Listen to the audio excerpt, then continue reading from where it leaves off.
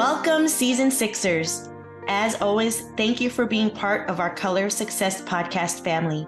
I'm your favorite host, Dr. Stephanie J. Wong. Keep your eyes peeled for my brand new book coming out.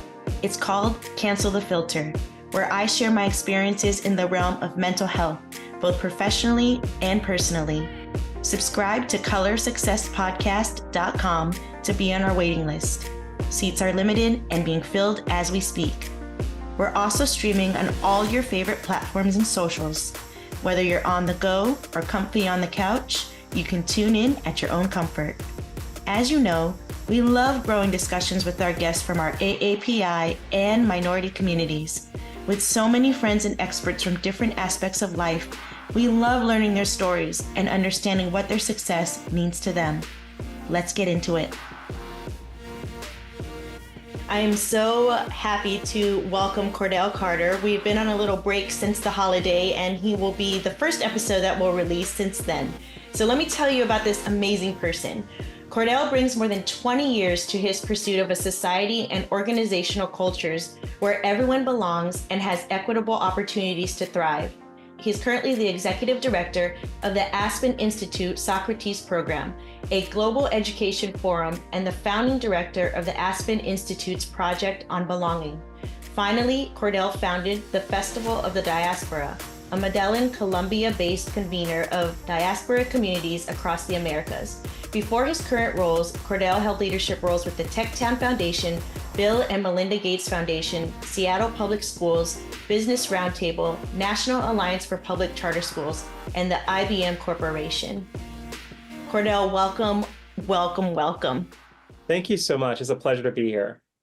Absolutely. So, aside from the impressive resume, you have my heart at the lavender. He's wearing lavender, people. So, we're vibing already. So, I wanted to start off with a very easy question. I'm joking. What does belonging mean to you? Belonging is both a feeling and expectation. When I say feeling, I think back to my time being a military kid and having to change schools quite a bit.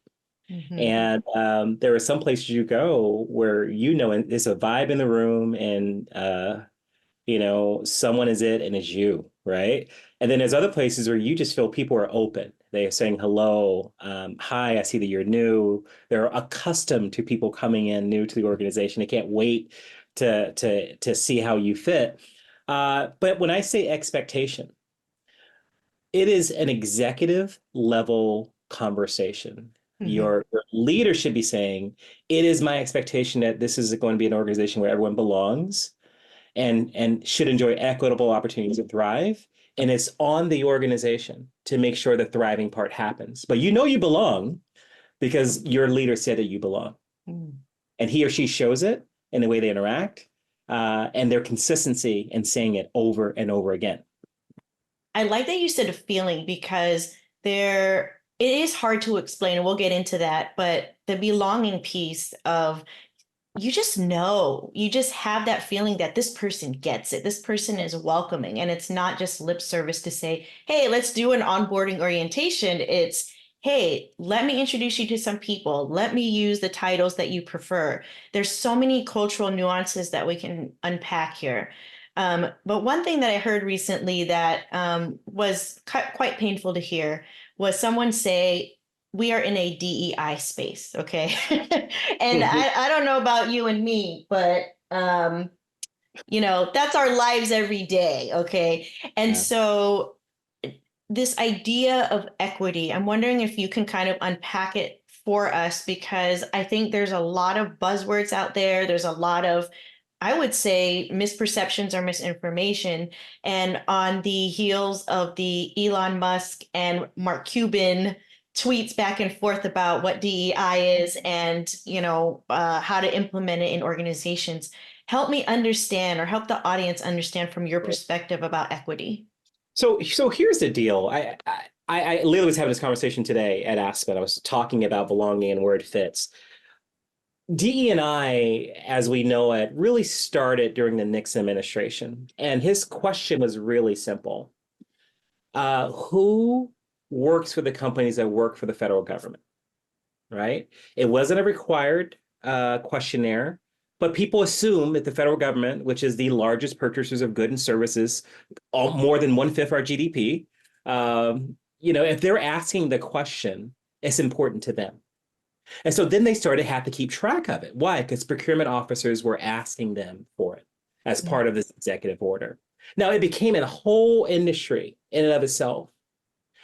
A strategy essentially became the main thing without having an outcome. You're like, we're on a path, we're going somewhere, but where are we going? We don't know. So I'm not surprised that there's so much animus around D&I, that people have reflexively negative reaction. Now, we also have to admit, knowing what we know about the good facts and the bad facts of our country, there's some people, even if this was the second coming of a deity, they would hate it because they're racist or they're anti-women, they're whatever. There's nothing you can do about that. And I'm saying, in your own time, be racist, be misogynist, all you want. Once you're in public, once you're working with someone else, you got to act different, my friend. I like that. I like that. I got to use that one day. Yeah, but at home, be Archie Bunker at home. But when you're in public, you gotta behave differently. So the way I see belonging is expectation that the organization's leader set out for everyone. It is a job of talent management to execute on the thriving part. So he or she can say I belong all I want, but if I don't feel like my ideas are being welcome, if I don't see a path of acceptance and inclusion for myself and frankly career advancement, I know I don't belong because I can't thrive. So it is a job of the folks that execute on the strategy set forth and the vision set forth by the CEO to do DE&I, because that's the actual work of belonging. So I'm not arguing for an eraser of either. I'm just saying this sequence is all wrong. Belonging is the destination, and we make D&I the strategy to get the destination, the whole thing. And it's wrong. It's not. So we have to go put the right cover on top of it. Therefore, it would make sense to everyone. That's really well said, and I'm better able to understand kind of and follow that, and I'm sure a lot of folks will when it's explained in that way, because I think one of the arguments was, how do you define it, and then how do you implement the strategy? So thinking about the way your framework, how would you advise, or rather guide leaders to really think about execution or how it would be implemented? Because that's the other part, right? Okay, even if people agree that we should execute the strategy, what does it even look like? Yeah, I think you start with P&L. In my mind, if it's not attached to the profit and loss of the organization, if this is not driving revenue, it is nice to have until it's not nice to be had. So start at like, what is my objective from a profit and loss standpoint? Okay, what am I selling? Who are my customers? What are my customers saying? What are my customers' expectations, right? So the real basis of listen to the customers and work your way back to what is the strategy we're going to implement as an organization to get us to that outcome. And so in my mind, that connects it directly to the work. So no one in the organization can argue this is a political thing. This is corporate wokeness. We're just doing this because it's the thing to do. No, this is driving revenue. I started my career with IBM 23 years ago. And I remember doing our month-long onboarding. I mean, they sent us to IBM University. Okay, they weren't messing around. They wanted you to know the IBM way. And there's a good reason the company's around for almost 200 years, right? They invest in onboarding and retention. And so they said, we don't know when we hired the first Black salesman because we've always listened to our customer. And so if we're selling in a neighborhood of Black businesses, guess what? The salesman reflected the customers. So we have no idea when it happened. We've always had Black salesmen. We've always had women salesmen, And so I always appreciated that approach because it was focused on the business. And I think far too many of our corporate leaders are interested in being in public personalities. That's not driving revenue, maybe personal branding.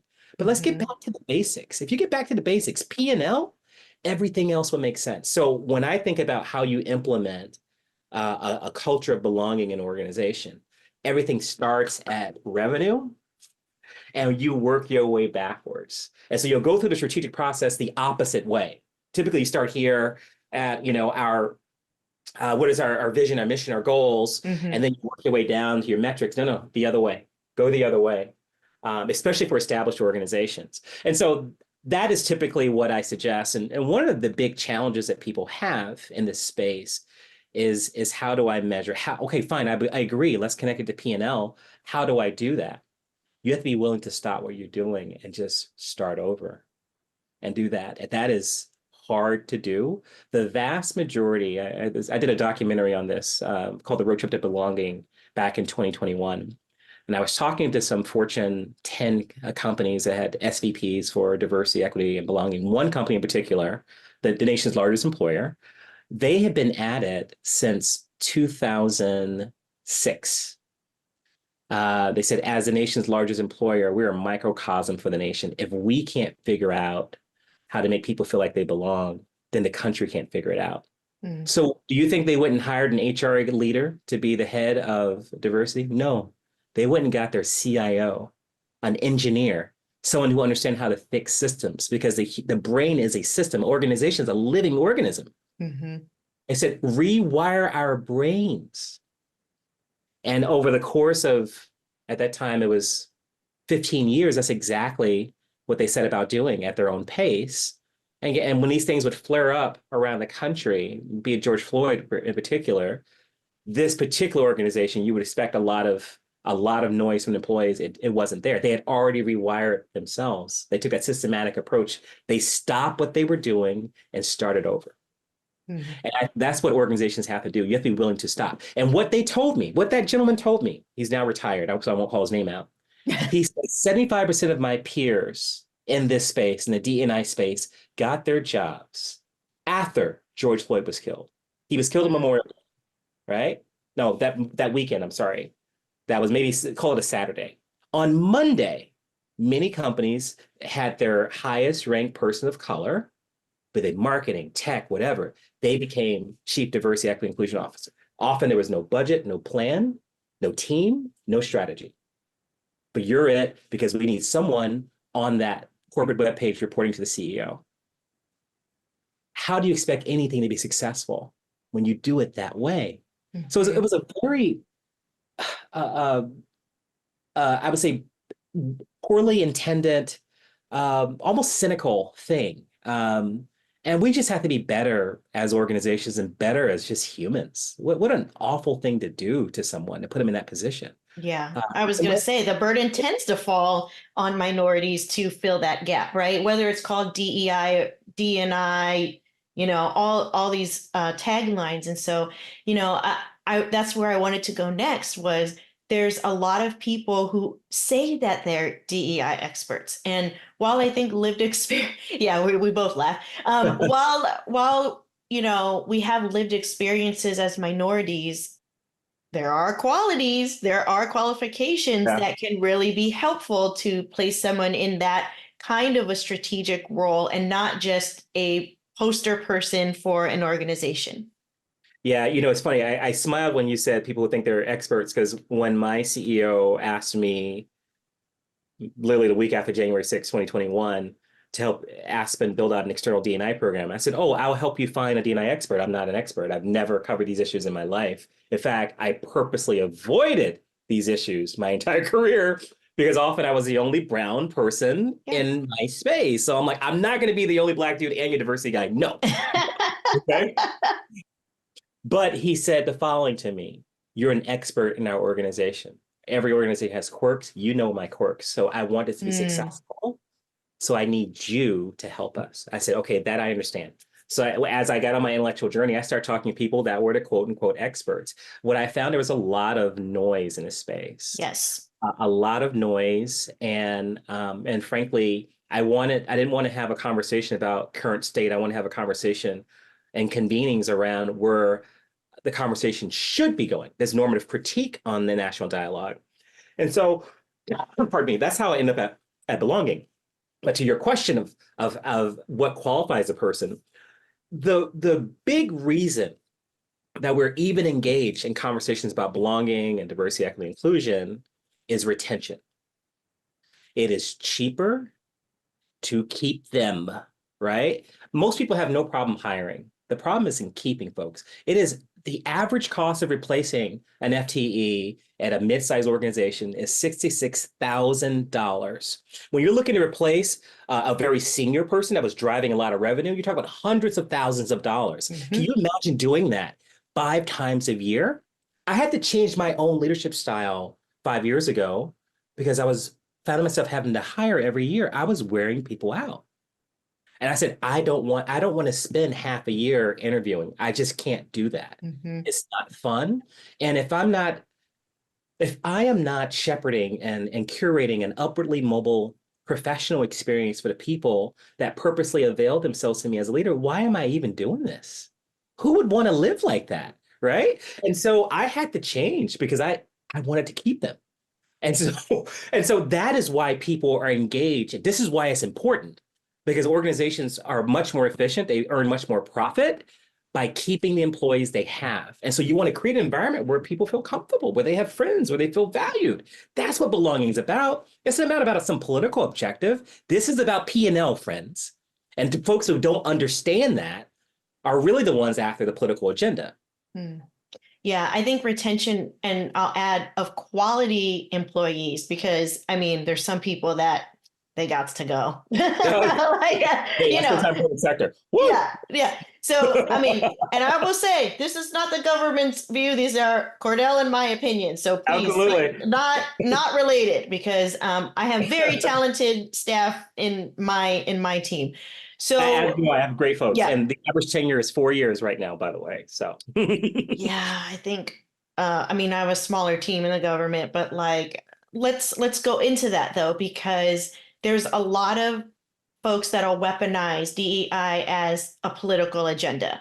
And there's a lot of opposing views, obviously. So how do we work within that context where, yes, people do believe that, and sometimes it almost feels like you have to sell the importance of DEI. And I know you said bring it back to revenue, but some people will say, well, it doesn't matter what, ethnicity or identity people are from. Like, it's been working. We're making money. But how do you navigate opposing viewpoints like that?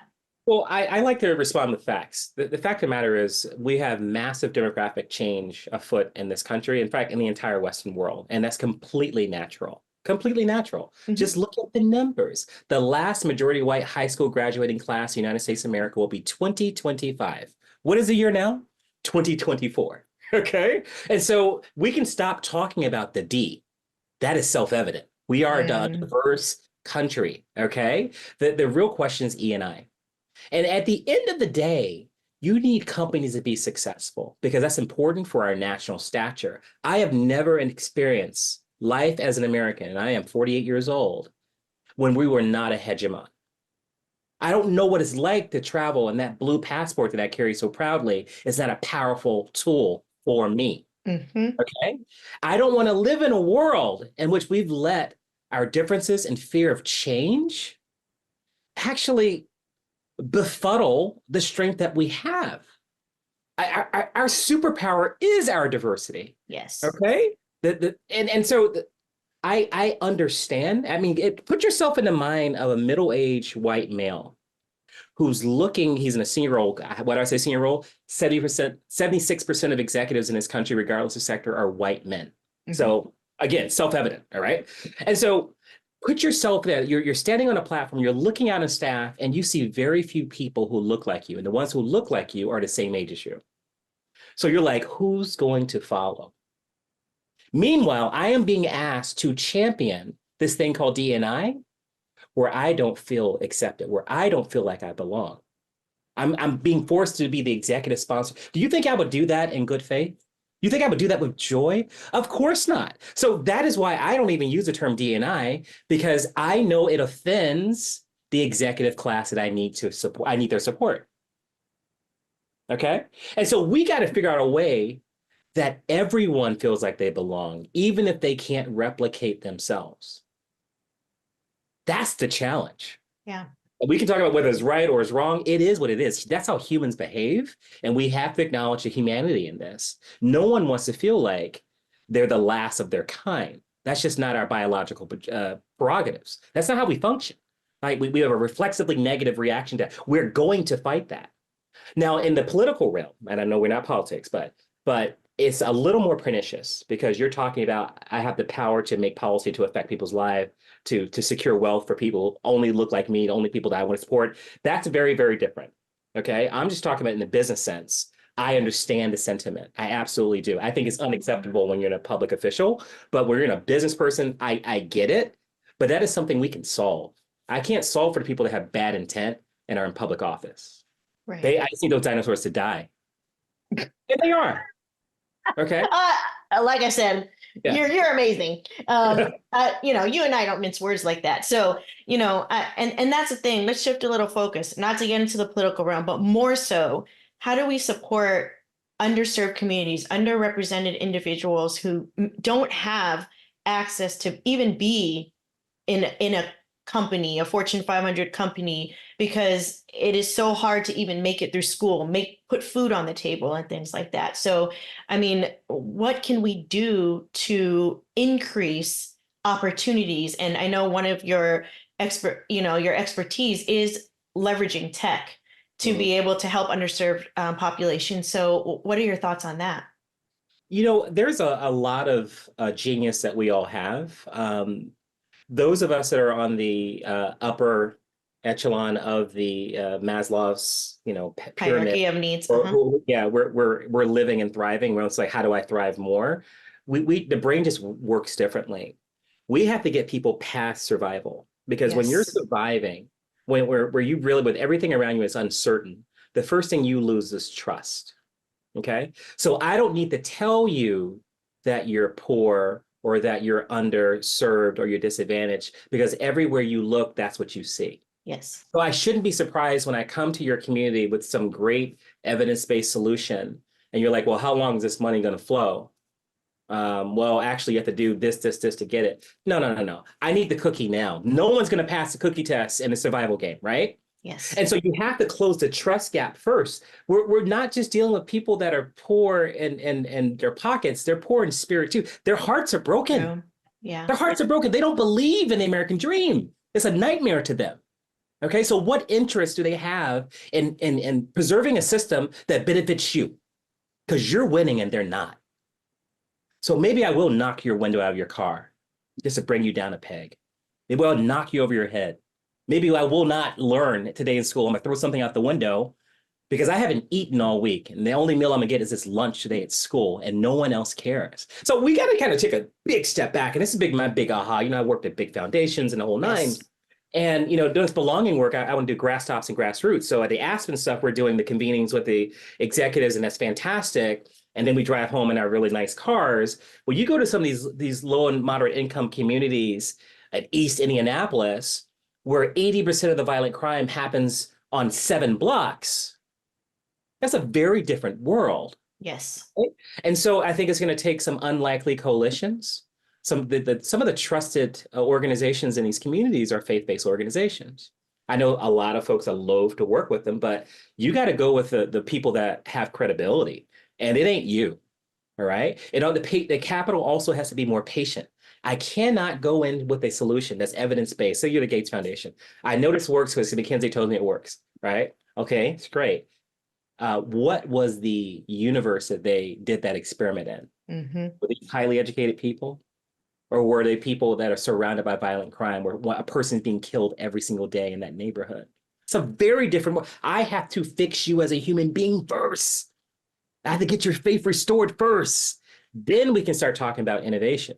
And so one of my big ahas in the last year and a half working in East Indianapolis is that I was that thing that I loathe, which is that underinformed, arrogant, elite. That was me. I didn't know that was me. I thought I was one of the good ones.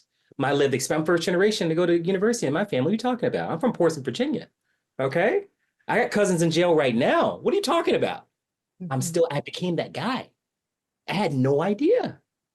Okay. I really didn't. And people had to shock me into existence. They're like, you are just like them. You just look different. I was like, oh my. Ooh. So I've But you had, know what? You need people in your life to tell you you that, do, you absolutely you do. do. And I think that there's some aspect, even if we've, I'm same in my immediate family, I'm the first one to go to college. And so it does, it makes it very hard to kind of come to terms with the idea that you are upwardly mobile, even though you have humble beginnings. But how does that translate into your day to day now? So, no, I totally see that, because the self reflection piece is more limited now that you have more resources, because you're like, I'm not struggling to survive and figure out where my next paycheck is coming from and things like that. So I think you're right in that there is a sense of empathy that is facilitated only by being in the community, not by research numbers. And while those are helpful and needed, obviously, to get those grants and the money, it really does take people to interact with people. I agree. I now see why we can't fix intractable issues. It's the inputs.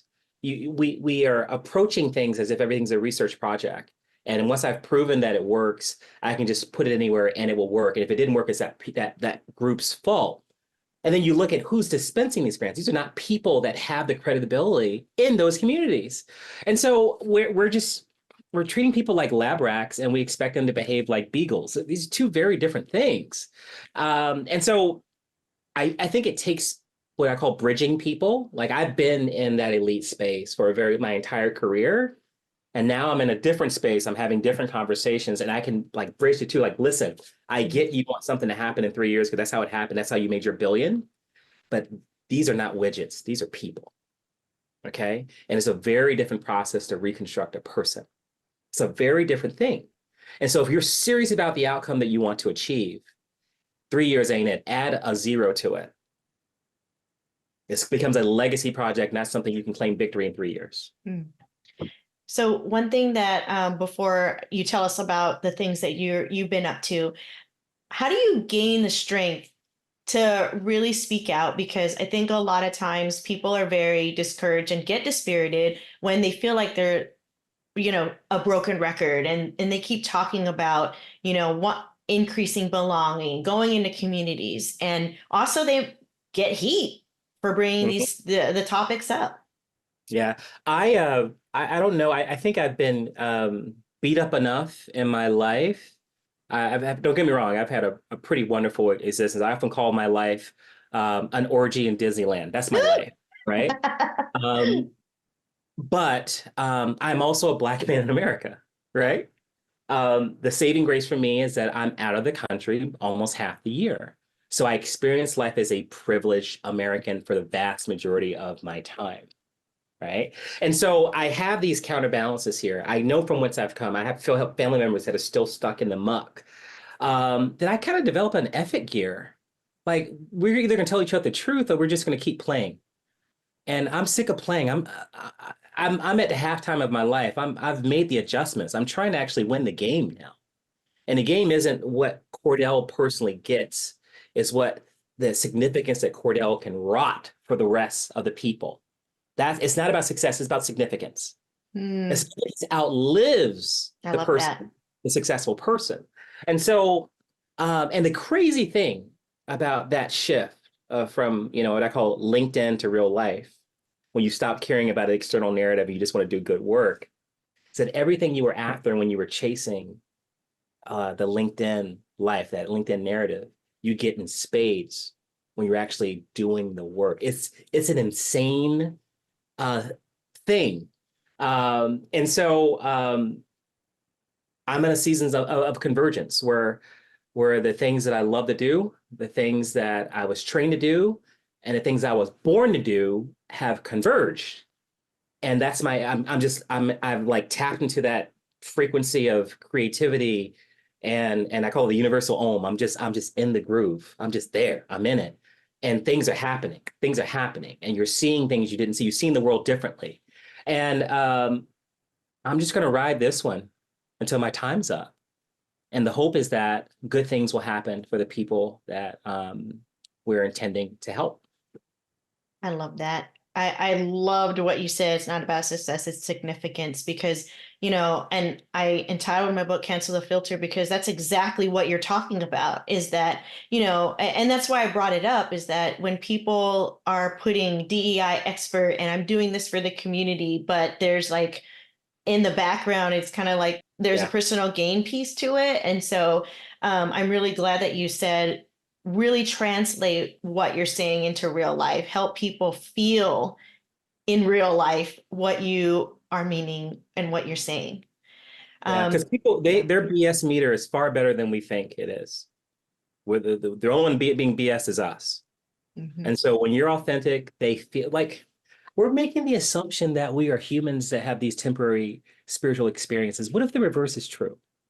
What if we're spiritual beings having a temporary human experience? Hmm. Wouldn't that explain better why you just sense some things that you can't exactly describe? So I'm trying to embrace this greater notion of my humanity, and it's actually opening up my brain in ways I didn't expect. And I'm asking questions that I deign to ask based on my religious upbringing. Okay. I'm trying to make better sense of this thing called the world and my role in it. And I think if we all got on that path of self-discovery and we're willing to let go of our training, our upbringing, our education, and just like, okay, I'm going to see this with a new set of eyes. I'm going to learn a little different. I'm going to ask different questions. I think it'll get much better results. I really do. And I'm on that path now. So tell me more about some of the things that you and your team are doing in terms of all these different projects and working towards this greater purpose or significance. So I call all of this work civic ministry. This idea of renewing or reviving uh, that creative energy, that birth, a really amazing thing, a democratic republic of self-governance. Government for the people, by the people, for the people. And I think, contrary to most thought, especially as people think about American history, because we focus on bad facts, there's also some good facts. Tremendous progress. Remember, nation states number their years in thousands. We are 247 years old. We're just getting started at this thing. But if you compare our 248 years versus another country, you would see a pretty dramatic increase. 60 years ago, so a little before my time, my grandmothers, both of them, were house. The only thing they could have they could be house servants. That's it. Okay. The first time my grandmother voted, my maternal grandmother, was 1966. She was legally able to vote her entire life. But the first time she could vote safely was 1966 because there were federal troops enforcing the Voting Rights Act of 1965. And so we're making the assumption that in 1776, we were the nation that we are now, just different people. We had wigs on. No, the dynamic democracy that we know and love today started in 1966. So we're even younger than we think. And even with that, I think tremendous progress is made. So there's four major parts of civic ministry. You have convenings, just bringing people together. You have content. I think we have a lack of content in this country on civics. And so just reminding people, I think, of the uniqueness of the American story, doing that comparative analysis, doing the deep dives on particular leaders and how they evolved over time. There's the actual global piece to it. This is the Festival of the Diaspora. It's in Rio de Janeiro in 45 days that I'm not counting. And we're together leaders from diasporic communities from all over. The unique thing about the Festival of the Diaspora is Barrow. I spent a lot of time in Black Jewish relations. Like I said, I'm a history nerd, and so the greatest generation, wasn't my grandfathers in World War II. It was the Freedom Riders of 1960, 1961. Mhm. Okay, they changed the country. And so it was a coalition of people, of civically minded people that said, I know I'm going to personally lose. For those Jewish and Catholic kids from the North, they said, I'm losing face from my family. I may lose limbs, but this is the right thing to do. So I'm going to go and put my body against these windows of these buses when these Klansmen go and try to attack us. Mhm. I want the world to see them beating up a white person. Okay. Um, that's far more sacrificial because they didn't have rifles. Okay, they didn't have air cover. They had their bodies. That was it. And they didn't have to do a goddamn thing, by the way. Mhm. They could have thought what they thought back home in Michigan. Oh, that's too bad what's happened on TV. They put their bodies on TV. Okay. To me, that makes them greater. So I'm like, how do we recapture that? Right. I want to capture that. And so there's bus tours planned. We're planning one in I call them activation. Planning that in Indiana in April, like a multi-city. We're all on the bus. We have billionaires, we have activists, we have university presidents, we have all types of people just engaged in conversation, going to different cities and hopping out and put on the show, whatever the show is, whatever the content is, getting back and going to the next city and doing it, but continuing the conversation. How do we get better as a nation? And then the last piece is what I call better governance, helping ensure that our boards reflect our customers. I notice I didn't say society. I'm talking about your customers, because again, the D is self-evident. And so the board has to reflect your customers. Therefore, it will be a diverse board by default. And so I split it across 4 different organizations. You have Indianapolis Foundation doing some of the bus tour work along with Notre Dame. You have at the Aspen Institute Project on Belonging that's doing a work with professional learning communities of executives. You have the Festival of the Diaspora that's leading these global convenings, and then sponsoring education, entrepreneurship education for disadvantaged communities in Colombia and Brazil. And then you have Expectant Advisory, which is essentially a content company for belonging, has an LMS that essentially giving out subscriptions here. Please learn more about your country via that. So I try to keep all these things balanced. I have a great team and these different pieces, but it keeps me busy and full of joy. It really does. Well, you brought great joy and so much learning and thinking on my part. So this is going to be great, and I can't wait to release this. And so, I think one thing is you are doing such amazing work, and as well as your team, because it takes a village, it takes Absolutely. organizations, and I'm so glad that your team reached out to me. So, Yeah. Cordell, thank you so much for being on the Thank you. show, Thank and I you, appreciate Stephanie. you so much. You're Thank you so amazing. much. Thank you, and Happy New Year to you. Happy New Year. I am so excited to announce that my book, Cancel the Filter: Realities of a Psychologist, Podcaster, and Working Mother of Color, is now available on Amazon through Kindle or a paperback copy. So get yours today. The link is in the description.